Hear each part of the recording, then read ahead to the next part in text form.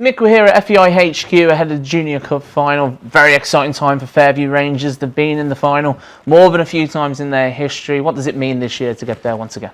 Yeah, well, it's 5 years since they were there. So, look, they're kind of used to it down there, to be honest with you. And, they've been in 9 finals now, so they've won all of them. So, there's obviously expectation and everything. But, look, they're well aware that this competition is very, very difficult to win, but they'd be going up there confident, having had that kind of record before. Of course, you've had quite the run to the final. In particular, the trip to Fanad really sticks out. A beautiful part of the world. Going up there and winning 3-2. Describe to us that challenge first and foremost. Let's go up there and what that brings on the day. Yeah, well, we went the day before. We went on the Saturday, so we travelled up, and obviously you really have to do that. You know what I mean? It's basically a 6-hour trip or 6.5-hour trip. Of course. So we stayed in Letterkenny, we went on, and for some reason on that day it was the most beautiful day, and it was March. Like, we were kind of expecting the wind to be blowing in,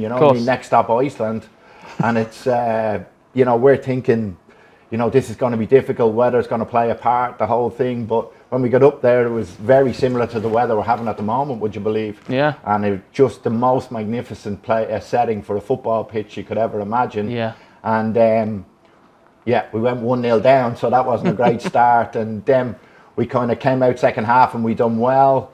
We got to 2-1.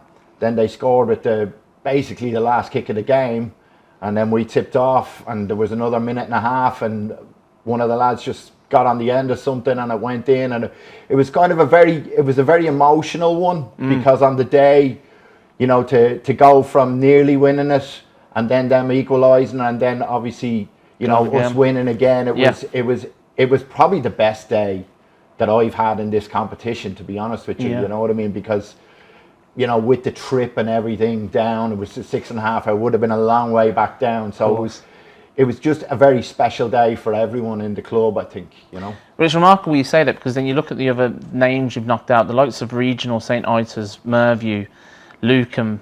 These are big clubs, big stature in their communities, but well known across Ireland.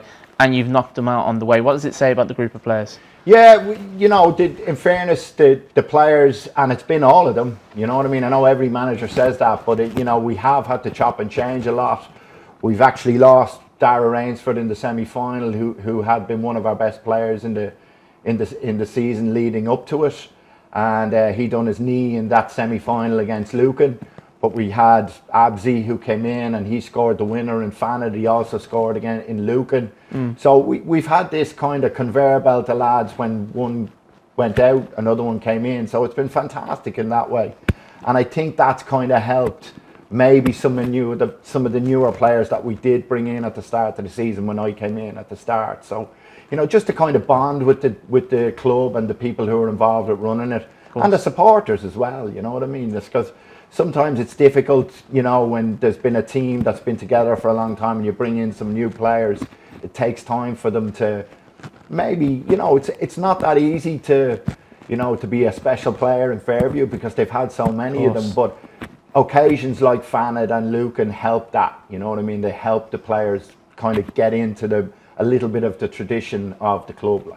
The North End's another big club, and you've obviously got them in the final. Have you been able to do any sort of research work on what they're going to provide you in terms of opposition? Yeah, I mentioned before that I actually played, a lot of these players in the last time I was in the final with a different club from Limerick. So some of the same players are going to be playing Saturday week, but I had a little look at them, some stuff that was sent to me last night, because we've had our own league to kind of take care of down at home, down in Limerick, and I'm going to go up and see them on Sunday, to be honest, in Wexford, and they've got an important league game on Sunday against Fairview Rangers, so we'll go up and try and get a few notes on them that day, and we'll get to work Sunday night and see what we can work out for the week's training then next week. And finally, looking ahead to Turner's Cross, what is going to be the message to the players on the day? Look, I think because of the last couple of rounds we've travelled. We've gone up to Donegal, we've gone to Dublin. I think we'll be well used to it. A lot of the players will have played in Turner's Cross before. We've a lot of, we've 3 or 4 ex-League of Ireland lads. Of course. Other lads would have played there with this club before. So Cork is in Munster. You know what I mean? We're a Munster team. Yeah. We'd all quite, had good experiences as people down in that Turner's Cross. So I would just be telling people, obviously you want to enjoy it, but we want them to perform.